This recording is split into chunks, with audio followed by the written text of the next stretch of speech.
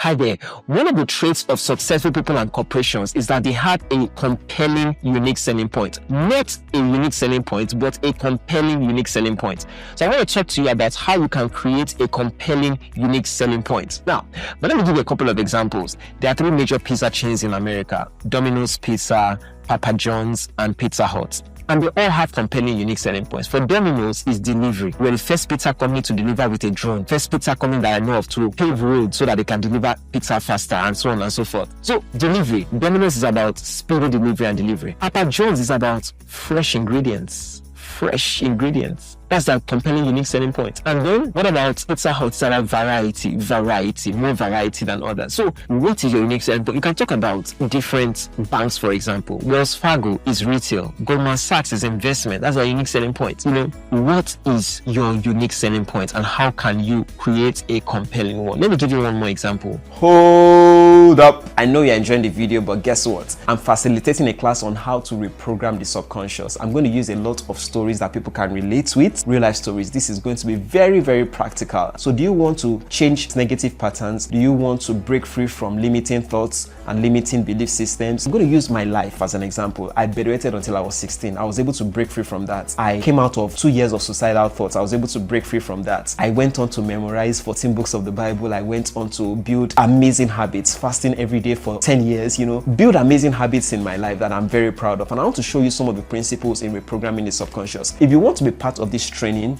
scan the QR code. And I have another training I'm doing as well. It's called How Individuals Become Institutions. Now, I have studied 500 of the most important companies in the world over the last 100 years. And I have put together the most exciting research I have ever done. A 4-hour presentation on how individuals become institutions. In every sector in the world, every sector, 4 companies dominate the sector, control 80% of everything that goes on in that sector. I'll give you an example. In the automobile industry, it's dominated by Toyota, Volkswagen, BMW, and Hyundai. In the food industry, it's controlled by PepsiCo and Coca-Cola, Kraft Heinz, Mondelez, and Monsanto. Then, in the beauty sector, it's controlled by 4 companies: L'Oreal, Estee Lauder, Johnson & Johnson, and Procter & Gamble. In the media world, it's controlled by 4 companies. You have Disney, Time Warner, Comcast Viacom, and News Corporation, and so on and so forth. But I want to show you how these companies started from individuals to become companies that dominate entire industries. It's a training that is not only necessary for people who are in the corporate sector. If you are a parent, if you are a student, you need to have this.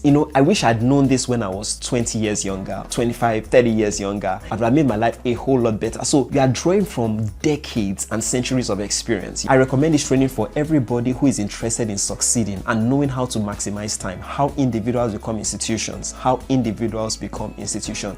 It's a 4-hour presentation. I'm giving you nothing but facts, showing you in a storyline format how individuals become institutions. You will love it. So if you're interested, scan the QR code. Bye for now, and back to the video. There were 3 great fashion icons: Tommy Hilfiger, Ralph Lauren, and Gianni Versace. For Gianni Versace, his unique selling point was his eclectic style. He used a lot of prints. For Tommy Hilfiger, it was his minimalism. Tommy Hilfiger never used prints. Very simple yet very classy. Very simple yet very classy. For Ralph Lauren, it was his eliteness. The logo itself, a man on a polo. Polo is a sport for the elite, and his style was elite. So his unique point was his elitism. And so Ralph Lauren became a symbol of success and successful people for fashion in America. So that's 3 people now, but 3 different unique selling points. One is class and simplicity. One is class and eclecticism, very eclectic. And one is class and elitism. So choose your own unique selling points. Your unique selling points. How can you do it? And I'll say this to you. Please listen to this. Your unique selling point is your aroma. Every food item has a unique aroma. Onions have an aroma. Garlic has an aroma. Plantain has an aroma. But guess what? Do you know that aromas don't come out until they pass through heat? Every human being, every corporation has a unique selling point.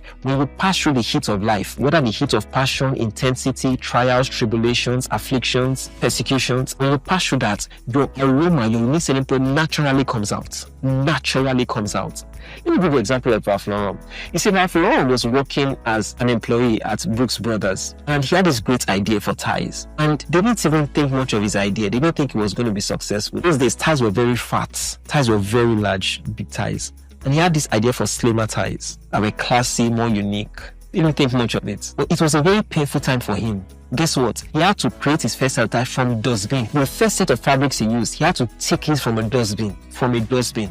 and he created ties. So he went through a very painful process in his life. And let me tell you something, anytime a painful process comes through your life, it's an invitation for the uniqueness to further come out, for you to create not just a unique selling point, but a compelling unique selling point. And that's why you should never run away from trials, afflictions, persecutions, painful times, obstacles. Never, because it only works to bring out your unique selling point. Your unique selling point is your aroma. That thing that makes you unique. And that's one good way you bring out your unique selling point. Let me give you an example. I know of this chef that wanted to come out with a very amazing recipe. And you know what he did? He took himself through that intense process. He said, I'm going to experiment with 500 different ingredients. I will make 500 different permutations. I knew of a super producer who did the same thing. He said, I'm going to try to experiment with 500 different sounds.